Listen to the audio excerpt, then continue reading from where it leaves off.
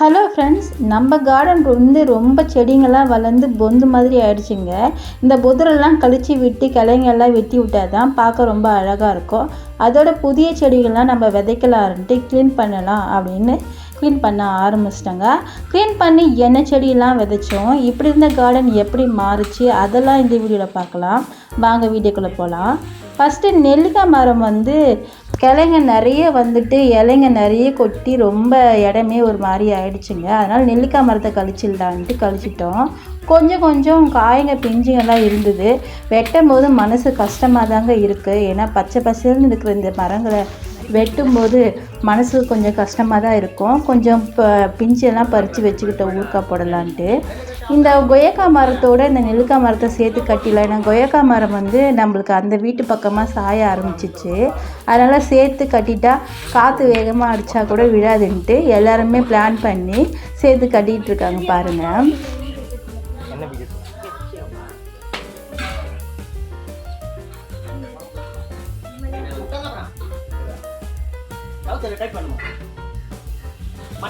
ஒரு வழியாக எல்லாரும் சேர்த்து எடுத்து கட்டிட்டோங்க. இப்போ தான் கொஞ்சம் கொய்யா மரம் நிமிர்ந்த வாக்கில் நிற்குதுங்க. கொஞ்சம் சாஞ்சி இருந்தது, இப்போ பார்க்க நல்லா இருக்குது. கொய்யா வந்து ரெட் கொய்யாங்க நம்மளுது, ரொம்ப சூப்பராக டேஸ்ட்டாகவே இருக்கும். அப்புறமா வந்து லெமன் செடியை க்ளீன் பண்ணலான்ட்டு லெமன் எல்லாம் பறிக்க ஆரம்பித்து வெட்டி க்ளீன் பண்ணிட்டோம். ஒரு அரை கூட லெமன் கிடச்சிது. இப்போ கோழி குண்டுலாம் க்ளீன் பண்ணிட்டு அந்த இடத்துல நிறைய பாம்பு வந்துடுது. மெயினாக அதுக்காகத்தான் நம்ம கார்டனை க்ளீன் பண்ண ஆரம்பித்தோம். ஃபஸ்ட்டு நிறைய கோழி இருந்ததுங்க நம்ம வீட்டில், 10-15 கோழிக்கு மேலே இருந்தது. அப்போ கொஞ்சம் நல்லா இருந்தது. அப்புறம் எல்லாமே ஒன்றுக்கு மேலே இறந்து காணாமல் போய் விற்றுட்டு கடைசியாக கோழி முட்டைக்காக 2 கோழி மட்டும் வச்சுட்டு இருந்தோம். அதை வச்சுருந்து இப்போ செடிங்கள்லாம் வளராமல் அவங்களே ராஜகம் பண்ணியிருந்தாங்க இந்த இடத்தெல்லாம். சரி, அவங்களையும் கொடுத்துட்டு செடியெலாம் வைக்க ஆரம்பிச்சிடலாம் அப்படின்ட்டோம். இந்த இடத்துல தான் எப்போ பார்த்தாலும் பாம்பு வந்து பூந்துக்குங்க. அதனால் பயந்து குத்தி பார்த்தோம். ஆனால் அந்த டைமில் பாம்புலாம் இல்லை பெருசாக. நிறைய கரப்பாம்பூச்சி தாங்க இருந்தது. அதுக்கும் பறந்தது வேறு கரப்பாம்பூச்சிலாம். பசங்களாம் அப்படி தள்ளி நின்ட்டாங்க. ஒரு வழியாக அந்த இடத்த க்ளீன் பண்ணிவிட்டு நம்மக்கிட்ட இருக்கிற விதைங்களாம் விதைச்சி விடலாம். கொஞ்சம் விதைச்சி விடுங்கண்ணா அண்ணா, ஃபஸ்ட்டு பாத்தி கட்டினோமா அதுக்கப்புறம் தான் விதைக்க முடியும் அப்படின்னு சொன்னார். சரி, அந்த இடத்தெல்லாம் கொத்தி விட்டு அதை பாத்தி மாதிரி கட்டி விடுறேன் ஃபஸ்ட்டு அப்படின்னாரு. சரி கட்டி விடுங்கண்ணா. அப்புறம் அவர் கொஞ்சம் விதைச்சிட்டு போங்கன்னா, இல்லைம்மா உடனே விதைச்சா வந்து மண் ஆவி அடிச்சிடும், விதை வராது அப்படின்னு சொன்னார். 2 நாள் கழித்து வந்து விதைக்கிறேன்னு சொன்னார். சரி, அவரே வந்து கோழி கேட்டார். சரி கொடுத்துட்டோம். பொட்டை கோழி ஃபஸ்ட்டு அவர் தாங்க எங்களுக்கு கொடுத்தாரு. இப்போ அவருக்கே நாங்கள் கொடுத்துட்டோம். மனசு ரொம்ப கஷ்டமாக தான் இருந்தது.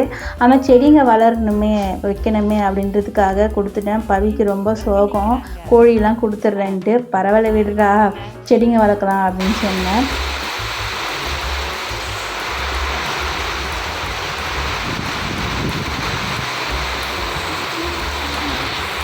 க்ளீன் பண்ண உடனே செம மழை வர ஆரம்பிச்சிடுச்சு. நல்ல வேலை அன்றைக்கி நம்ம எதையும் விதைக்கலை. 2 நாள் மண்ணை ஆற விட்டது நல்லதாக போச்சு.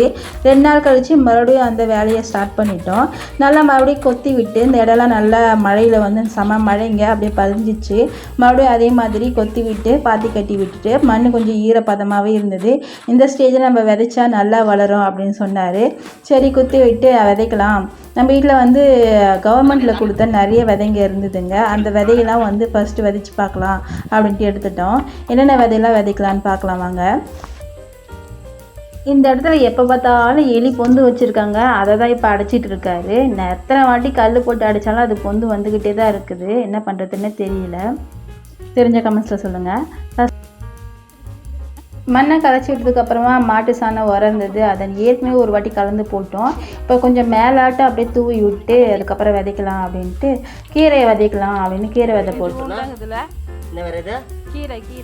கீரை விதை சும்மா கொஞ்சம் தாங்க இருந்தது. 70 மில்லி தான் எல்லா பாக்கெட்லேயும் கொடுத்துருந்தாங்க. சரி, வீட்டு பர்பஸ் தானே அப்படியே ஒரு பக்கம் போட்டு விடுங்கன்னா என்ன, அதையும் அது பக்கம் விதைச்சி விட்டுட்டாரு.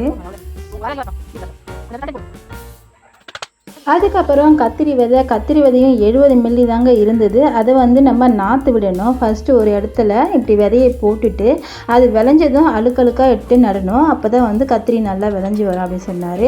ஃபஸ்ட்டு நாற்று விட்டாச்சு. அது விதை முளைச்சி வந்ததை நம்ம அழுக்காக எடுத்து வச்சிடலாம் அப்படின்ட்டு அடுத்தது வந்து புடலங்காய் விதை விதைக்க ஆரம்பிச்சிட்டேங்க. அது வந்து இந்த மரத்துக்காக ஏற்றி விடலாம் அப்படின்னு ஒரு பிளான் பண்ணி மரத்தோரமாக ஒரு ரவுண்ட் போட்டு அதில் ஒரு 5-6 விதை இருந்தது. அதை வந்து ஒரு சின்னதாக ஒரு குழி எடுத்து விரல்லையே அழகாக அதையே புதைச்சி விட்டால் வந்துடும் அப்படின்னு சொன்னார். ஆனால் புடலங்காய் விதை வந்து 1 வாரத்துக்கு மேலே ஆகுமா வெளியே ஒரு சின்ன இது வரத்துக்கு அப்படின்னாரு. அதுக்கப்புறமா வந்து அவரைக்காய் விதை இருந்தது. அவரை விதையை அதே மாதிரி அந்த கார்னரில் எடுத்துன்னு போயிட்டு அதேமாரி ஒரு குட்டி பள்ளம் விரல்லையே அப்படி எடுத்து அதை அப்படி நட்டு விட்டால் அழகாக வந்துடும்மா. சரி, அதையும் அதே மாதிரி நட்டி விட்டு போட்டாச்சு. இப்போ அந்த கார்னரில் வந்து பாவக்காய் விதைக்கலாம், பாவை விதை இருந்தது. பாவக்காய் விதைக்கலான்ட்டு அங்கேயும் பாவை விதை வச்சாச்சுங்க. வச்சு அன்றைக்கி நைட்டே என்ன சொல்கிறதுங்க, செம்ம மழை வந்துடுச்சு. கத்திரிக்காய் விதையும் கீரை விதையும் எங்கே தான் போச்சுன்னே தெரியல. ரொம்ப மனசே கஷ்டமாயிடுச்சு. அதுக்கப்புறம் ஒரு 4 நாள் கழித்து அவரை விதை மட்டும் நல்லா அழகாக இப்போ எட்டி பார்த்துதுங்க. மனசுக்கு ரொம்ப சந்தோஷமாக இருந்தது, எவ்வளோ சூப்பராக வந்திருக்கு. அப்புறம் பாவக்காயும் லைட்டாக வந்தது. அதுக்கப்புறம் ஒரு 10 நாள் கழித்து இந்த ஸ்டேஜில் வளர்ந்துருச்சுங்க. இப்போ இதை நம்ம கொடி கட்டி விடணும். இப்போ வந்து 15 நாள் கிட்ட ஆயிடுச்சு, கொடி கட்டி விட்டாச்சு. இப்போ இந்த செடியெலாம் எந்த ஸ்டேஜில் காய்க்குது, இதுக்கு என்னென்ன உரங்கள் யூஸ் பண்ண, மருந்து போடணும், அதெல்லாம் அப்கமிங் வீடியோஸில் பார்க்கலாம். அதில் நம்ம கடையில் புது செடியெலாம் வந்திருக்குங்க. அதை பற்றியும் நான் அடுத்தடுத்து வீடியோ அப்லோட் பண்ணுறேன். அதுக்கு நம்ம சேனலை சப்ஸ்கிரைப் பண்ணி வச்சுக்கோங்க. வீடியோ பிடிச்சா லைக் பண்ணுங்கள். பாய்.